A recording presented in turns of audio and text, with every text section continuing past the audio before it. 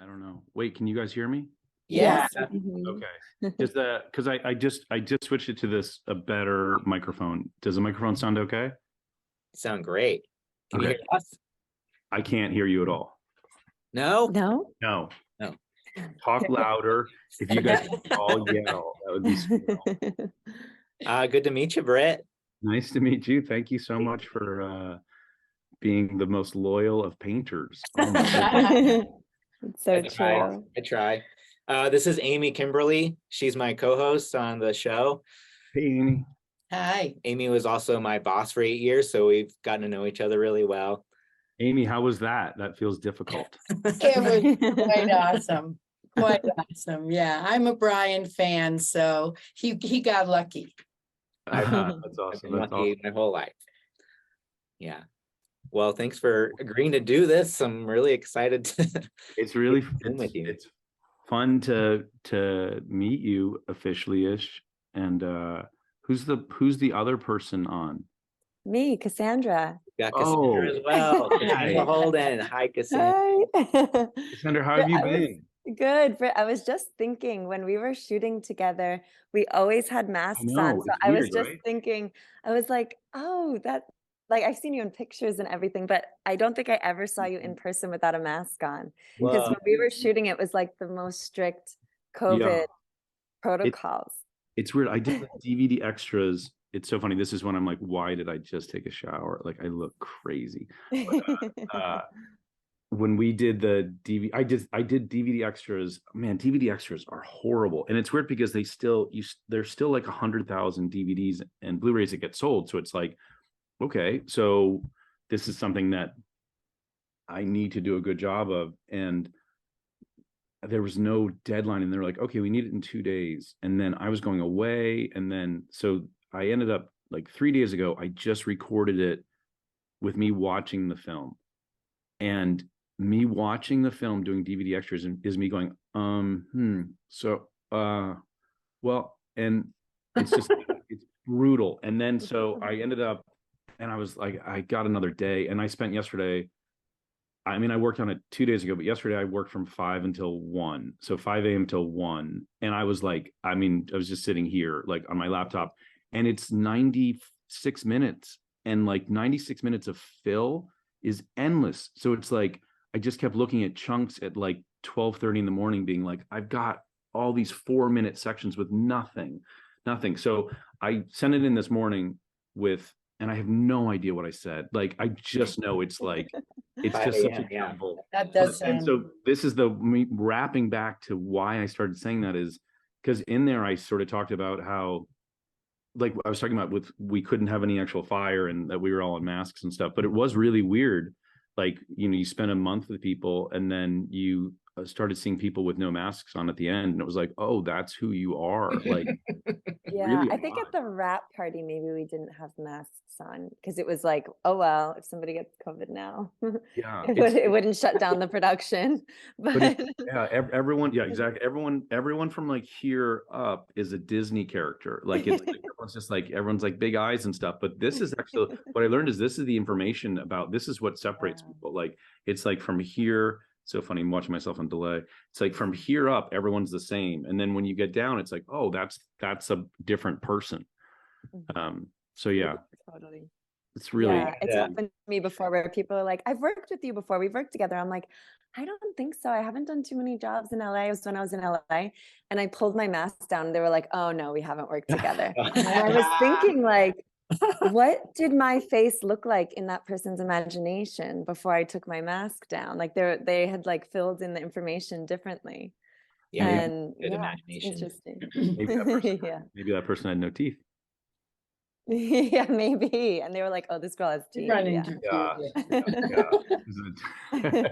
I remember when you guys were shooting, I wanted so badly to come out there and just be a wallflower, like fly on the wall, just like watching the whole process. But the conditions were so tight with COVID. You're testing everyone daily and maybe hourly, I don't know. So it's just impossible to make it happen. So yeah, we had different zones, like red zone, and like there were some days where I had like a red zone badge on if I needed to. When there was like painting on camera, then I got approval to have like, basically it's how close you are to the actors is what it indicates. And there were some days when they were painting on camera that I was helping out on set, and I had like a different color badge. I forget the colors, but there was some, because most days I'm like ahead of like whatever's being shot tomorrow, the next day I'm on those sets. So I'm not generally like on the set seeing things happen, which was really fun to see the movie that way, because like I hadn't actually seen a lot of the acting, or I knew the story but didn't know the acting and how it was like, being portrayed. And because most of the time I'm like preparing for the future sets. So yeah, but COVID was really, that was like the last. I did one other film after that that also had extremely strict COVID regulations. And then the feature I did after that was in Spain, and we were like on a scout with the DP and the gaffer both had COVID, and they were on the scouts with us. And they're like, we'll just stay like over here. And I was like, the world changed really quickly. Yeah. I did hear that, I haven't seen the film yet, but I have heard the sets are just really, really fun. And this van, is like a little star in its own. So it must have been fun to set up all of that. Yeah. What was your favorite? What was my favorite set? That? I mean, the barn is incredible. There's a barn, which the barn is ridiculous. The hard thing about the barn is that it's so funny. I'm like, you guys are just recording now, right? Like you guys are going to use any part of this? It's recording. I mean, I could be. No, I just want to make sure. I want to make sure not to you guys are getting what you need here. So, but the barn's an incredible set. And the bummer is that we had a scene early in the film to establish the barn, and then we cut it. And it needed to be cut, but it's a bummer that you don't see the barn until the end, because it is really, it's interesting. I wrote that scene kind of last minute as connective tissue, and I never really had it figured out. And when you get in the edit, that we lost a bunch of stuff right in that sort of early part of the film to sort of get the story moving forward a little bit, and we lost this beautiful barn scene. I did want to ask you about some of that, because you've been working on this for so long. Like you wrote the screenplay, is that what it's called, in 2010? Yeah. And it's just evolved ever since. And I just can't imagine like the different pieces that you've added or lost or been happy to lose and like rewrite.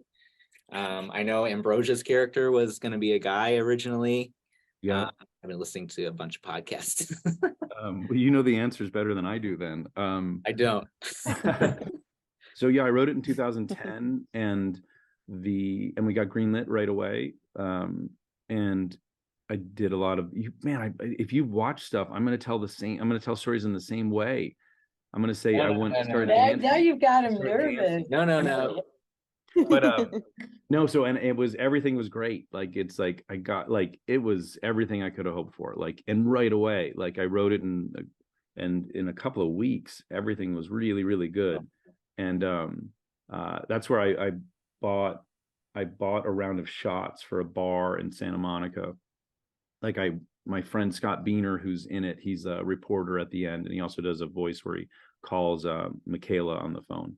So but we found out we were greenlit. We found out everything was gold, and I ran into his arms in the promenade at Santa Monica. We all met at a bar. My wife was at the time was my girlfriend, but I bought a round of tequila shots for the bar. And what I did not know was that when you buy a round of shots for a bar, people buy them back. And so it was one of those things where, everyone's like, woo. And then it was like, hey, buddy, congratulations. Here's a shot. Hey, thanks, man. Here's a shot. Here's a shot. Here's a shot. Like, and it was like, I did like, it was like 9 shots in very little time. And then I was sort of like, it's amazing. I feel so good. And then I got dropped off at home, and that's when the reality of drinking that amount of alcohol in so little time really kicked in. The next day was rough, but I was still very happy. So it was worth it. Yeah. So, but yeah, so we got greenlit, and so I would say the evolution of the script over thankfully over that time was that the world is different than 2010. I'm a 54-year-old dude, and my perspective on the world has changed a lot. And it's like this idea of what felt normal and right to me back then is not how I feel about things now. So this script would have aged horribly. The movie would have aged horribly. And I just sort of had a time to sort of just look at my perspective on the world. And part of that was in the script originally, Ambrosia was Stefan, and it was Stefan came in and wrecked Carl Nargle's world. And it was much more a story about age. It was much more a story about a young guy battling an old guy. But at the same time, the women were much more secondary characters and a lot more passive. And just me being limited I mentioned I'm a 54-year-old dude. So me being limited, I was like, oh, I need to do something with the female characters. And I just made them nicer. Like they just got nicer and nicer. Like, because I was like, well, I know the world's changing. I need to change with it. So I'm going to make all of the women super nice. Like it's just so dumb. And then they just got worse. Like it just got worse and worse. And then I was like, and Owen came on, and then I was like, this is not in a place where I want it to be at all. And I took a big swing and switched Stefan to Ambrosia, and everybody thought I was crazy. Like everyone was like, you're gonna lose him. Like you can't do this. And I was like, I can't make the film the way it's scripted right now. It's not good. And Owen loved it. It was such a nice moment where Owen was like, this is so much better. And it really did find its voice and then the women, there are women in it who are doing, they've made mistakes, and that's so much more interesting. So it's like they were presented with choices, they made choices, they chose wrong, they regret it. It's, in some ways it's wrecked their lives.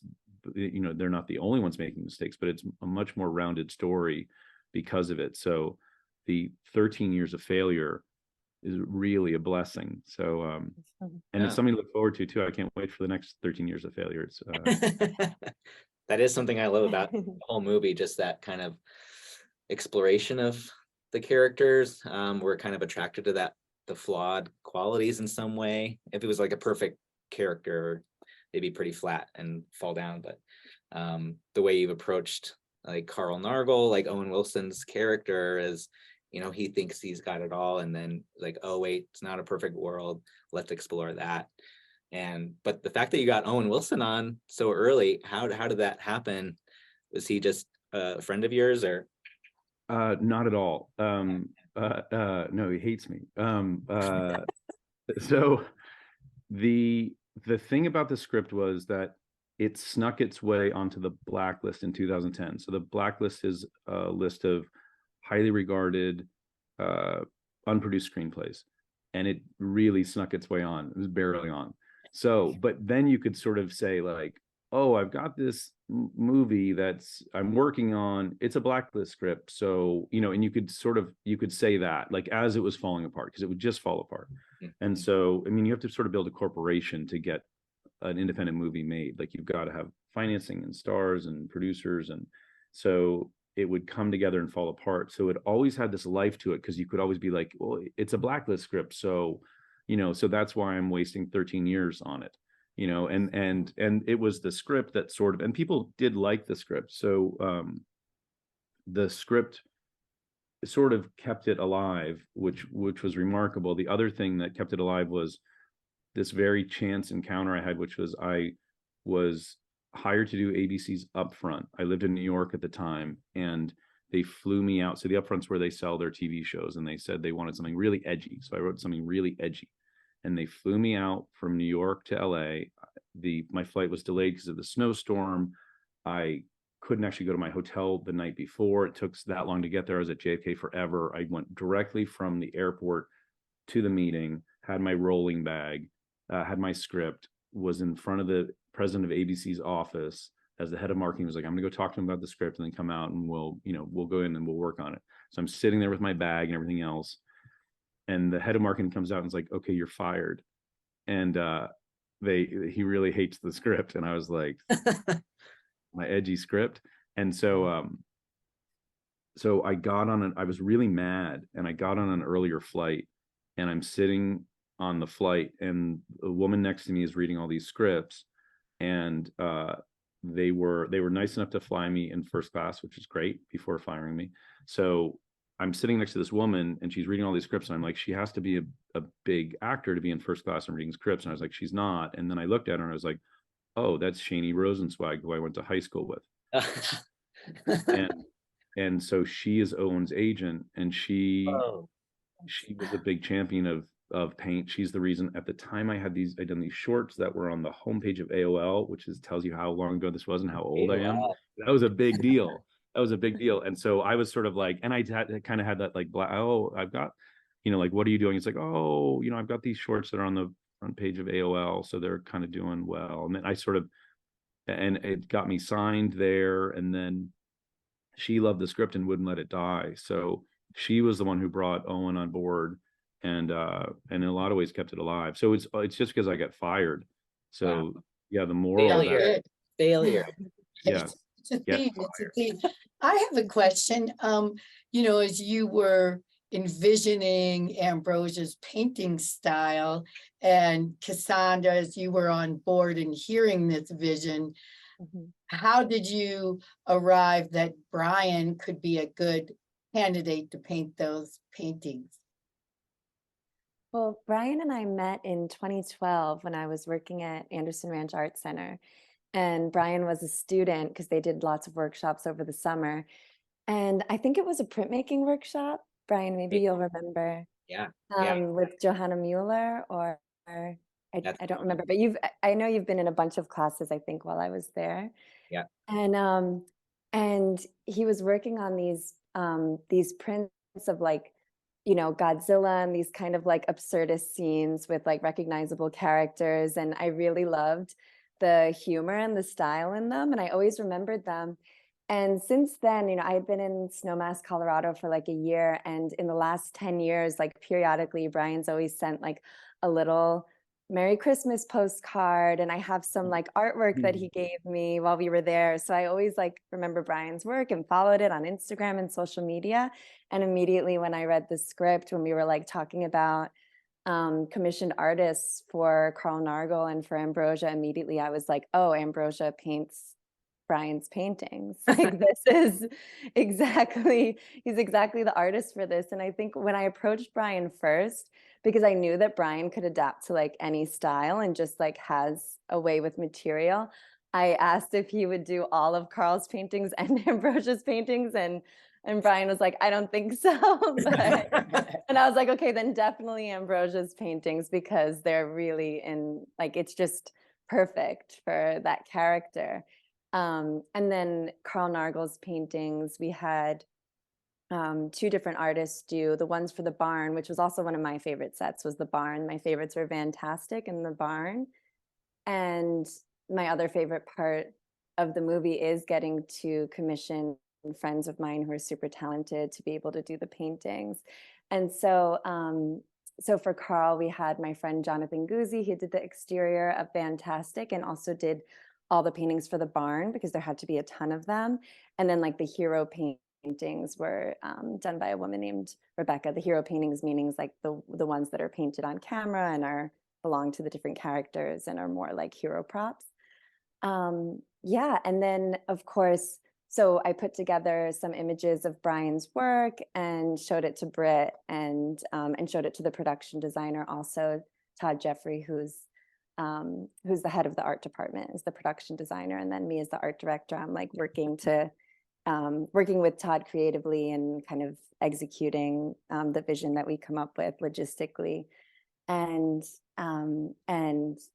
Brit was like, oh yeah, these are perfect. So throughout the process, I mean, Brian, you can talk a little bit about the process, and Brit too, about the like doing different sketches and different compositions and everything, but we were on like a really tight deadline. So Brian was also shipping them to us like overnight. Oh, I remember.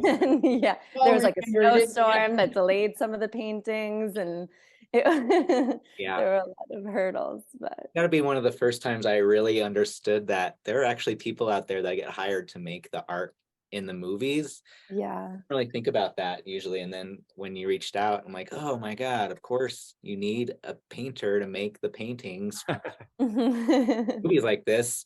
And I'm bummed that I didn't have time to do all the stuff for Carl Nargle, but I was Oh, it would have been crazy. And We you would have been gave working him- in two different, totally different styles too. I mean, definitely Exactly. your work was more fitted for Ambrosia. And at the end of the movie, I remember Brit requesting the painting that's right behind him right now, the UFO painting. And it was we were like, you know, preparing everything for storage, like all the props, all the set decoration, you know, we're preparing everything for storage. And that was the painting that Brit came up and said, you know, can I hold on to that UFO painting? So you should be very honored. Yeah, it's the one that hangs in our house. So and not that there'll be more, but it's the one. And yeah, and I mean I love it. Like it's here. That's not where it normally lives. This is my office, but it's in our living room. Like I love it. I love it. And I've had so many people who have seen the film be like, hey, so on that one painting with the thing, can I get the spaceship? Do you have like Right. it's really the one that people really, really ask for. And I love all the artwork in it. And it's funny, I've got I have it all here pretty much. Like, and it's because even like and I'm in this DVD extras, I think I'm hoping there's going to be an art gallery of all the different artists. So as part of it. So well, gotta get about 100 DVDs. Yeah, that'll be really fun. So, and I hope that's the case. I've sent them photos of basically everyone's artwork. So including Mary, who is another painter on the show. Cassandra, I think you did some Marys, right? Well, oh yeah, she's I thought you meant the painting of Mary that Brian did. No, yeah. But the Mary's paintings, oh yeah, we did those. But that was just fun and silly to be able to do Mary's paintings in the background. Yeah, which is, but that's also something. It's a character. I mean, it's Yeah. like, you know, like all like here he goes.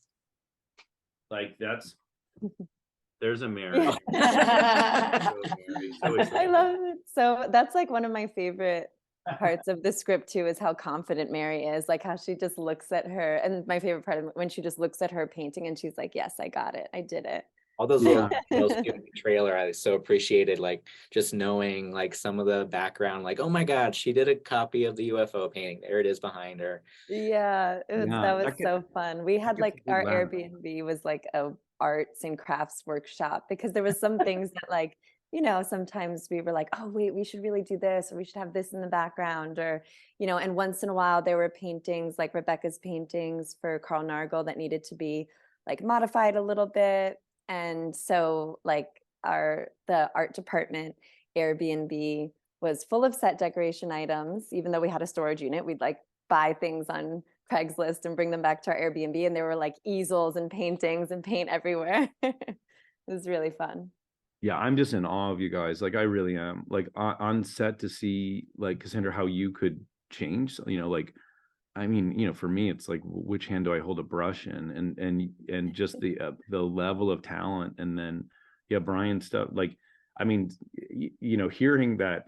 I mean, it's Central New York. It's during COVID, and everything was just harder. I mean, I hadn't left the house in a year. Like the first time I addressed the crew, I started crying. Like I hadn't seen anybody until I was so happy to be anywhere else. Oh, I remember that moment actually too. I remember it was like the Tech Scouts, you mean, Yeah. right? Yeah. Yeah, I remember at the Tech Scout, which is when like all of the departments are together to see the locations so that we in art department can talk to lighting and the DP. And I remember Brit, because we come onto the movie when it's about to, you know, it's already got its financing, it's about to start going, like we're on like a moving train. But the director and producers have often been like fighting so hard to make a movie happen. And when we were at the Tech Scouts, I remember that Brit addressed all of us and said, like, just talked about how thankful you were to have everyone there. And it's been such a journey of 13 years. And you got emotional. And my set decorator, Kiara, who's one of my best friends, she turned to me and she was like, I'm going to do a really good job on this movie. So it was like a very, it was very inspirational. It made us all realize like what a long journey it had been to get to that moment. And you know, because we don't see all of that behind the scenes, and she did do a really good job on that movie. But I think that like your honesty and vulnerability in that moment made everybody really feel like they wanted to do a really good job for you and for this story.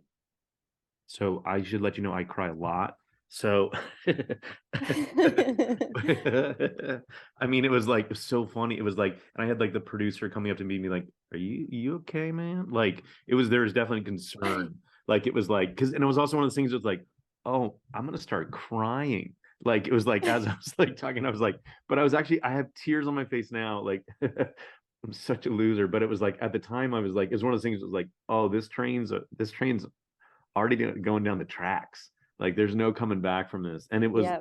but it was weird. I also hadn't like, I mean, it's like I obviously I do get emotional about stuff, but it was so weird having, I really hadn't seen anybody in so long. You know, like I don't know if you remember, but there's this pandemic. So it was so odd to like be out among people and then have this thing that, because it always felt like it was going to fall apart, and it did so many times. So that we were actually shooting it during COVID was crazy. But yeah, that was yeah, I don't know. It's an interesting moment in my life where I was like, definitely there was, for whoever wanted to work hard at that point, there were definitely people who were questioning being there.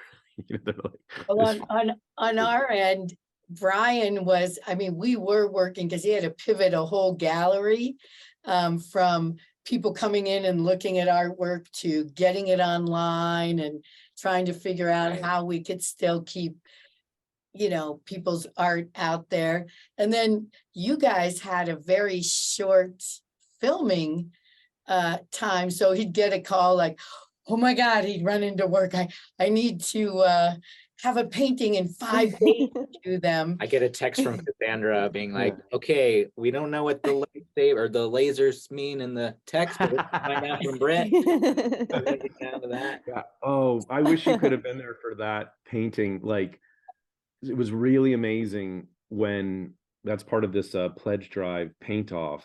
And that painting, because our like Wendy McClendon and Lucy Freyer and Lucia and Michaela and Stephen Root, they hadn't seen that painting. They hadn't seen the Mary with the laser painting. And when that got turned around on set for them, they lost it. Like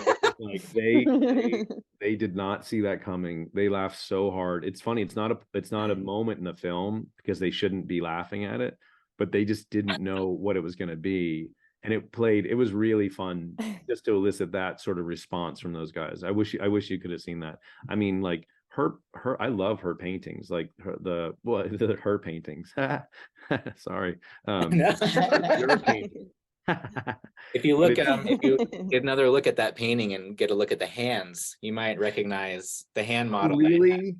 I had to have somebody holding like a flashlight. I practiced to make it look like paper, so I needed like some good hands. So mine. this is Up. Oh, that's awesome. My hands. Sonia, the actor, has that painting. Oh, cool. Yeah, so it's funny when you know, these various paintings.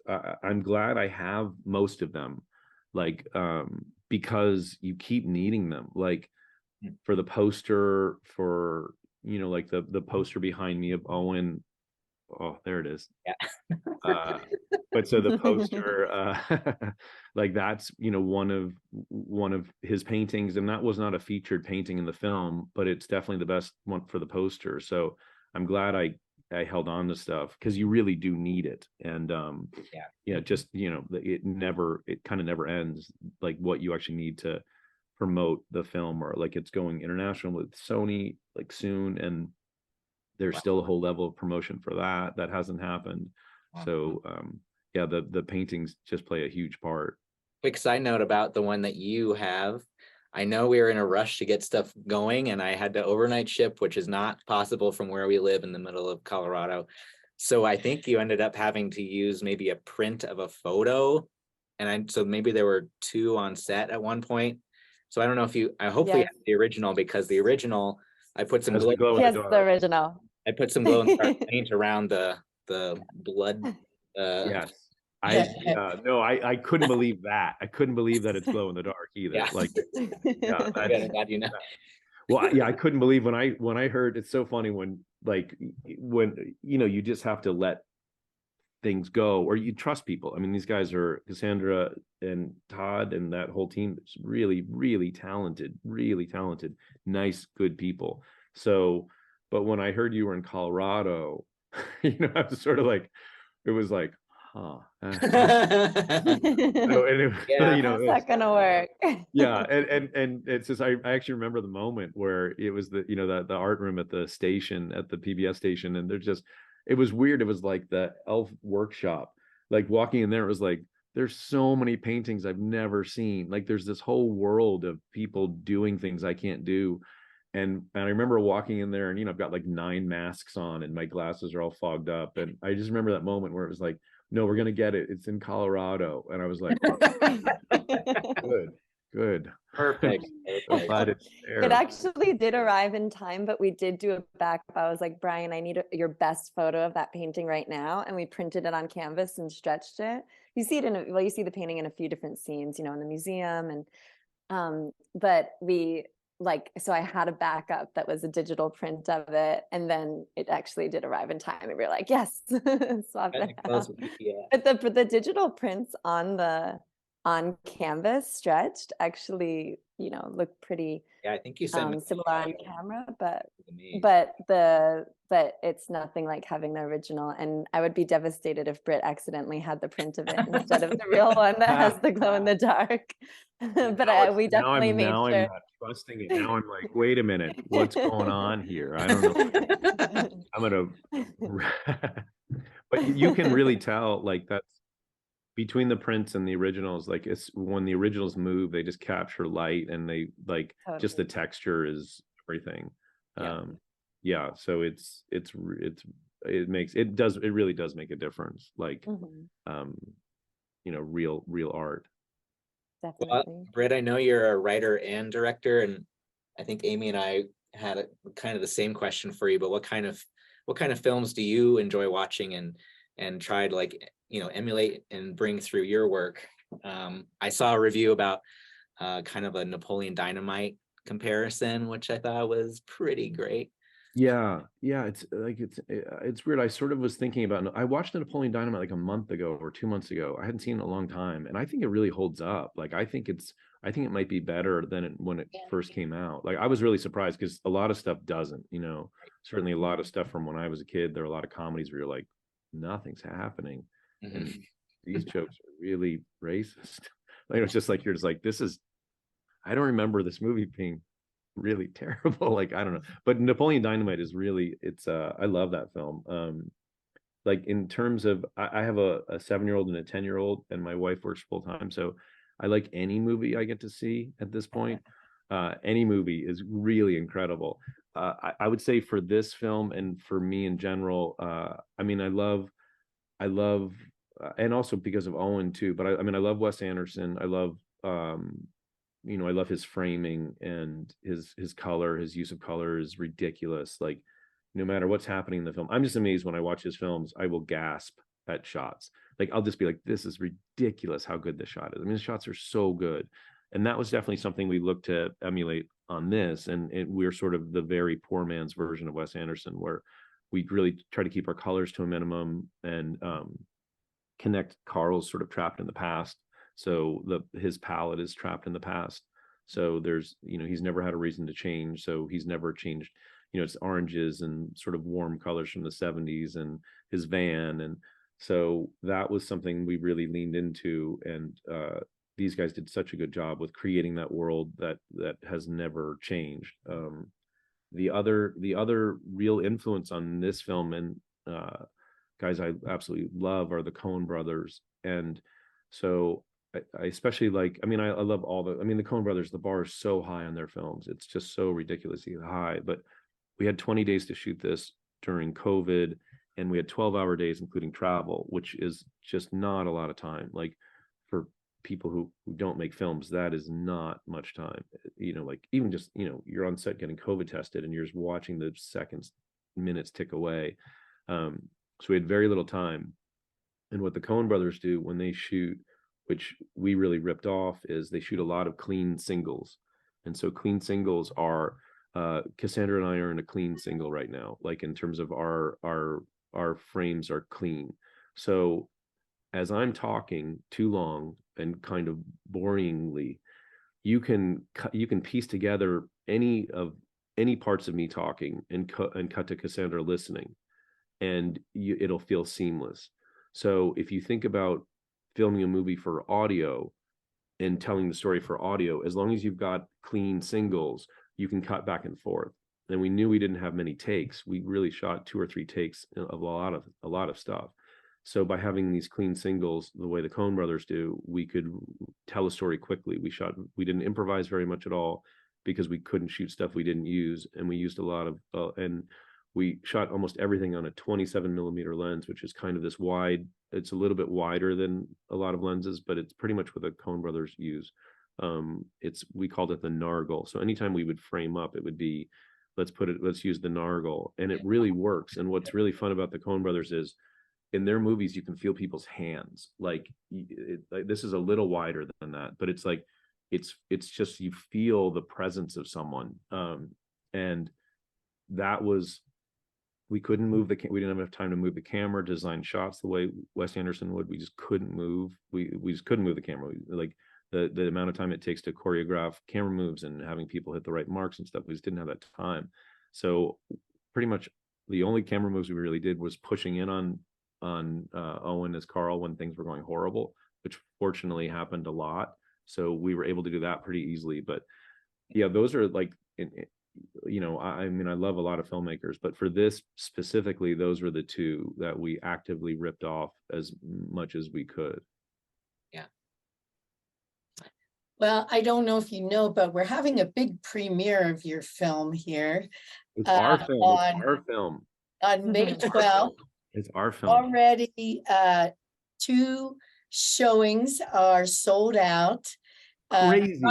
Brian will be arriving in, a stretch limo if we can find one for him. Get the red carpet going. I rented a tux. But the whole community here is just really excited for this night and excited to see the film. And Arts, we're a certified creative district here in Carbondale, and we're very enthusiastic about our artists and our creatives here. And so thank you, Cassandra and Brit, for having someone who is actually one of my most favorite artists. I have a whole wall of Brian Colley art. You'd be jealous of amazing people.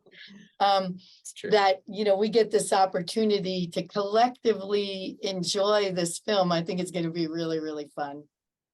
Me too. Brian, I cannot believe what you have done. I mean, like, if we just need, I don't know if you've ever been cloned, but I need a clone actually. Right. It would be really helpful. Like, but it's crazy what you've done. It's absolutely insane. Like no one has done more, like to bring out the vote. Like, it's crazy what you've done. I cannot believe it's the creative community. Like, they're so supportive. And I've only been here for about 13 years. So about when you were writing this thing is when I moved to town, and now I'm gonna have like my name on the marquee at the theater. And it is just, the small town feel. And I grew up in Dallas, which I hate saying out loud, but just the, getting to know everyone in town. I've been so part of so many circles, and Amy's been a big part of that for the longest time. So but he also does an incredible weekly cartoon in our newspaper, and through all these crazy hard times and everything, he's really kept a lot of people together. So anyways, thank you. I'm really excited to see it. Yeah, Brit, you would love those cartoons. They're really funny. Yeah, send them to me. Just something so selfish. Come on. They're on the Instagram. We're each other. I'm 54 years old. The idea that I'm going to find You're going to have to send an email. Can you print it out? Can you print it out and then also send me a MapQuest? I'll fax it to you. And Brit, also Brian would send me, whenever you sent out your like Hello Painters emails with updates, they would actually come like 30 minutes after Brian would send me updates about like when the trailer would come out and stuff. Like I'd get a message from Brian, like, there's a new trailer out, there's this out. And I've been then like, Googling I'd this say, "Oh, almost every really?" day for 2 years. Yeah. And then I would get it. And then inevitably we'd get an email a little later, like, you know, with some links and things from Brit. And I was like, oh my God, Brian is really on top of this, you know? Right. It's surreal. I stopped sending. I went from, I was sending those out a lot at the beginning, Mhm. and then the responses were like, initially it was like, because I was sending them out to like, you know, I don't know, 100 people, whatever, or maybe more, and people would be like, awesome, man, way to go, congratulations. And then by the end, it was like no one responding. I was like, I need to stop torturing people. I was just like, there are just too many, like every article and stuff. I was like, and then I was like, I can't do this to people anymore. So the DVD comes out May 9th.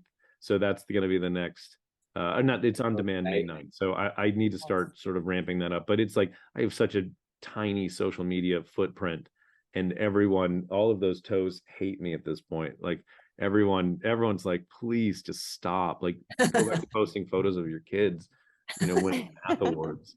Oh my God. You guys, I gotta run. I gotta take my mom to an eye doctor. But hey, thank you so much for taking this time. I'll let you Thank guys you. three continue, but Nice meeting you, Amy. nice Thanks, meeting So Amy. nice to meet you. Yeah, we've just been super psyched for the film, and thanks for your time. I've just been worried I was gonna fanboy too much and embarrass myself on the Zoom. So this is good. Oh. Oh my goodness, no, I'm fanboying for you guys. I really, really, really appreciate it. I really, Cassandra, like, I mean, I haven't seen you in years, but like you were, like, I talked to you so much, like during the shoot, and you're just always like, it was just ultimate like trust, and like also like because there were so many, I mean, there's so many last minute issues or whatever else, or just, you know, it's like it was hard to for you guys, and you were just always There's this, a lot of sets. yeah, like it was just a lot for you guys, and you were always this calm voice of reason, and also like it was like it was just honest and sincere, and like and just calm. Like you have such a good calm presence, so it was like I just really loved talking to you and trusting you. It was awesome. Thank you so And much. and Brian, every time I saw anything you did, it just blew me away. It was just a delight, because there's so many times when things go wrong and you're like, oh, how am I gonna fix this or work around this or whatever else? But anything that you did was always just heightening. It was always just better than, it was just, you know, this box would come in from Colorado, and you know, this it was like a magic show what was coming out every time. It was just so good. So I beyond appreciate everything both of you guys brought to this film. And Brian, just, I mean, it really is ridiculous what you're doing now. Like that you've sold out 2 shows and turned this into an event. I mean, that is just on you. That is ridiculous. Like when you first were like, hey, I'm gonna host this thing in my town, and I was sort of like, I don't, like, how does that, I don't know if that, like, is that legal? You know, I don't know. Like, so I say to IFC, can you send some posters and whatever? And they, you know, just that you were able to, you got a theater and put this event together and got all these people to go. That you are remarkable. We've got a great independent theater. Bob and Kathy Ezra have been running it for a long time. I should know the year, but for a long time, and they always show like small independent movies. So we're not going up valley to the big box theater. We're getting some good like classic stuff, and it's a small theater. It's like 120 something seats. So to sell out, we're gonna have like a party of like 200 something people. It's gonna be awesome. really fun. Yeah, that's awesome. That is, I don't know, I love it. I love it. This makes me so happy that you're doing that. It's just awesome. Well, good job putting together such a great team, and I can't wait for the sequel. Yeah. Let me know how your script is coming on that. Yeah. Yeah, awesome to talk with both of you. I'm really psyched this could happen, and thanks for taking time. Really. Thank you so much for having us. Yeah, thank you, Brian. Good to see you, Cassandra, after probably, I don't know, 12 plus years. Yeah, I've got to make it back to the to the valley at some point. Be awesome. I should, for sure. Right. Well, that's it. I'll get it all edited up, and great. I can't wait to hear it. Yeah, and I'm so excited that I know I will see Instagram stuff from the premiere. So I know I know yeah. I'll see stuff. So that's And awesome. I love that they're calling you Collywood. Oh my God. Yeah. So fun. It's Well, awesome. Britt, I still have something I want to send you. I asked you for your address like weeks ago, and then I got in another feature where I was Oh, in great. New Jersey, but now I'm back home. So I'm going to send you, it's something small. Oh, well, handmade thank you so much thing. Yeah. for everything. Really Yeah, just, of course. It was so much fun. The movie really was so fun, and but yeah, it was a ton of work, but I think it was all work that we were really happy to be doing. Like, and everybody in the art department just had their hands in something different, doing like graphics and yeah, and I loved think the van was probably my favorite. I loved how it just became so recognizable around the town. And I think it was a really cool. I wish I had better behind the scenes of the built set we did of the van, like when, having the two side by side. yeah, Um, Todd but sent some of that for the DVD. So oh, he sent some side by side stuff. So, nice. yeah, I I took a also, few, but mine weren't. So I'll have to. Todd is really good at he taking really good does. His photos. eye is really good on photos. Like, it's Yeah. so funny. Like, anytime we were on a set, I'd be like, Todd, can you send me the photos that you took? Um, Oh I my gosh, his own, before and after of the barber shop, because the barber shop is also a really yeah, fun one for us. And he took a before and after, and I'm like, I use it in when I teach because I teach some production design courses, and I show it as like a how to like transform a location example. yeah. But it's really nice that he has like a really nice before photo of it because to really show the transformation. I never thought it was going to work. I never thought that. I was like, I okay. didn't. I was I was like, like, why this this is space? a And then tiny little space that feels horrible, yeah. and it was like, well, we don't have a choice, so we're going to shoot here. But I Yeah. was, I never. We borrowed a bunch of stuff from a local barber shop too to like fill it. But I remember that was the first thing that our set decorator bought was the barbershop chairs. That was like her first purchase. Yeah, Was like, I have to get these chairs, you know. yeah, It's so that fun felt, to try to find like 1970, like it was like mostly contemporary movie. What was it, 2010? But then like to have things that have to look, everybody's stuck in the 70s kind of thing. yeah. I remember those chairs. I remember Todd always being like, so we have these chairs. I'd be like, oh, so we really have these chairs. Like, it was great. The other, I was actually, I own Fantastic, which I don't know if you know, but Oh, and I didn't Sure. know. I Fantastic, actually asked I Fantastic. asked Anthony that. I was like, where did that van, because I remember buying it. I looked at probably like 200 vans Yeah. and like kept sending them to Todd. And I was like, what about this? What about that? And I remember like, we had to register it and everything to make. So I think it was registered to like Anthony's Yeah, company, yeah, Anthony Argento's company. And then yeah, anyway. yeah. But I was wondering like where it ended up. I think Brian, you asked me where it ended up, and I was like, I have no idea actually. It's in a barn in Rutland, Vermont. I pay $75 a month. It's registered as PANTR. It has the actual plate, the Vermont It plate. has the actual plate. Oh, Yeah. that was actually another crazy story, how you found the person who owned, because we Yeah, had to get the rights to the painter license plate. yeah. It was I like forgot about that. And you like found the person who, my sister and brother-in-law staked out a gas station in Vermont where they heard the woman who had the painter license plate was, and they spent days like alternating being there, like, and then she drove in, and it's like this big old like Lincoln with that plate, and they're like, hey, do you want your license plate to be in this movie? And she was like, yes. But for me, that was the night before we started shooting. We still didn't have that cleared. Oh, And yeah, and hearing that, I was like, that's a major rewrite. I was like, what am I gonna do? Like, yeah, I don't have time to figure out a better version of that joke. Like, so when right. they found that license plate, it was such a relief. Like, would never even have thought you needed to do that. Like, but it Yeah, makes sense. It's like kind of posting somebody's phone number or something in a movie, I guess. exactly. yeah, Exactly. yeah, But that's such a crazy story, but it's another one of your like magical moments where you just happen to be sitting next to somebody on the yeah, yeah, plane, or you happen, Yeah. and your sister says, I happen to have seen that license plate at this specific gas station. That's just wild. yeah, yeah. And I think it's you just can't give up. Like, I feel like Brian's not gonna give up on stuff. Like, it's like I just kept fighting for that plate. Like, because our legal team was like, Yeah. nope, not gonna happen. It's like but it has to Right. happen. So someone needs to, Yeah. like, we just gotta fight for this. So That's yeah, incredible. yeah, Wow. Mhm. Yeah, clearances is like, I mean, they're so necessary, the clearances department, but they're like art department's enemy. We're always like, oh God, can't you just say yes to something? Yeah. Holy Yeah. That's awesome. I bet just so fun hanging out on the set with everybody. That's almost got there, but there's a pandemic, so Well, Yeah, yeah, hopefully on the next one. yeah, Paint Yeah. 2. Paint 2, You the set it third. up nicely. I think there could be a sequel. Absolutely. I know Owen's ready for it. Well, He cool. was so great. He was so much fun. Yeah, it was so Yeah. fun to be on set. I remember when you asked me, Brit, you were like, could you just teach Owen how to handle the brush a little bit and do a little bit of a lesson with him and everything? And that was so much fun. And he was so sweet. got And I to do do remember that? at one point when you were, yeah, I did Oh. like some lessons with him on set, and he was so sweet. And